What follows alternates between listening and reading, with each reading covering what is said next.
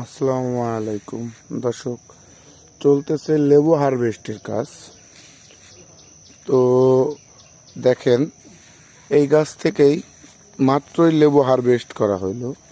এখনও গাছের বয়স 2 বছর হয় নাই।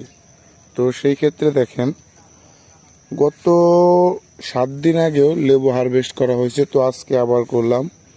এরপর দেখেন গাছে কি পরিমাণে লেবু, এই দেখেন থোপায় থোপায় কিভাবে লেবু ধরে আছে।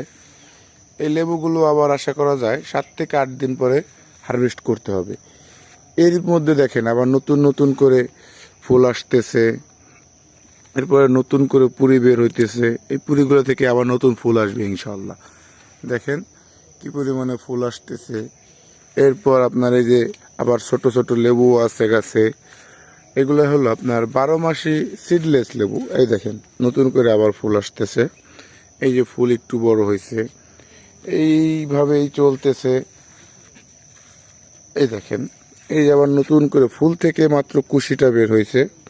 এই দেখেন থোপায় থোপায় ফুল থেকে কুশি বের হয়ে দেখলেই মনটা ভরে যায়। দেখেন, এই দেখেন এক একটা গাছে কি পরিমাণে লেবু, প্রতিটা গাছে দেখেন দেখেন থোপায় থোপায় থোপায় থোপায় লেবুগুলো ধরে আছে এক একটা গাছে। দেখেন গাছের বয়সগুলো এখনো 2 বছর হয় নাই।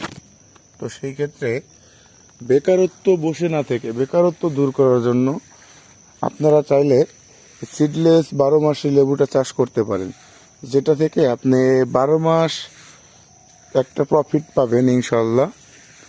ধন্যবাদ।